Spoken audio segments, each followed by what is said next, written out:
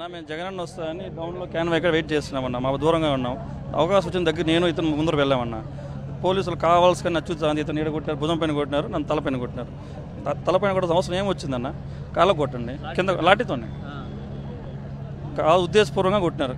ఎవరికో తలకాయ బాల కొడితే వీళ్ళు జనాలు వెనక్కి వెళ్ళిపోతారు అని ఉద్దేశంతో కొట్టినారు. కానీ ఎవరు వెనక్కి తగ్గే వాళ్ళు ఎవరు లేరన్న. ఇక్కడ ఎన్ని దెబ్బలు కొట్టి ఎన్ని తిన్నా జగన్ పోతూనే ఉంటాయి. ఇప్పటికైనా అడిగాము సార్, అతను వెళ్ళిపోయాడు కొట్టేసి వెంటనే. ఇంకా జగన్ విషయం తెలిసిలోగా అతను భయపడి వెనక్కి వెళ్ళిపోయినాడు. మళ్ళీ జగన్ లేసి ఎందుకు కొట్టాను అడిగారు గట్టిగా. నీ ఊరికి ఎట్టన్నా బ్లడ్ వస్తుంది సార్ తలకాడన్నా. ఎందుకు కొట్టావు అని అడిగారు సార్ జగన్. ఎందుకు అక్కడ కొట్టడం న్యాయం కొట్టడం ఇది ఉడికి అతను గమ్మున ఏదో సంజయ్ చెప్పి వెనక్కి వెళ్ళిపోయినాడు. అతను ఎవరు కూడా మాకు తెలియదు. మా కాన్స్టిట్యూన్సీ కాదు, మా చంద్రగిరి కాన్స్టిట్యూన్సీ. ఇంత దూరం మా అభిమానంతో వచ్చినాం. చెప్తే వెళ్తాం కదా, కొట్టేది దేనికి? అడుగడుగునా కొడుతున్నారు. ఫస్ట్ వచ్చి తోస్తున్నారు, అమరేదే బిహేవ్ చేస్తారు కొంతమంది పోలీసులు. భయభ్రాంతులు గురి చేస్తా. ఎవరు రాకూడదు, ఆయన కలవకూడదు జగన్ని. భరోసా ఇచ్చారన్న.